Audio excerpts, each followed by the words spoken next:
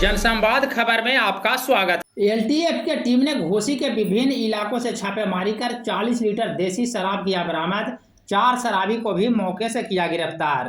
दरअसल मामला घोसी थाना क्षेत्र के मिल्कीपुर गांव का है, जहां एलटीएफ की टीम के द्वारा छापेमारी करते हुए 4 घरों से 40 लीटर देसी शराब बरामद किया है। इस सिलसिले में उत्पाद विभाग के एसआई उमेश कुमार ने बताया कि मुन्ना कुमार, सुभाष कुमार, विजय कुमार एवं सोनू कुमार के घर से पुलिस 40 लीटर देसी शराब बरामद किया है। इस संदर्भ में चारों के ऊपर उत्पाद अधिनियम के तहत प्राथमिकी दर्ज की गई है। वहीं पुलिस कार्रवाई करते हुए घोसी बाजार से 4 शराबी को भी मौके से गिरफ्तार किया है। उन्होंने बताया कि गिरफ्तार सभी लोगों को घोसी पीएचसी में मेडिकल जाँच कराया गया, जिसमें चिकित्सक द्वारा शराब पीने के पुष्टि के उपरांत प्राथमिकी दर्ज करते हुए कोर्ट भेजा जा रहा है। तत्काल पुलिस के कार्रवाई से इलाके में हड़कंप मचा हुआ है और शराब माफियाओं में दहशत व्याप्त है।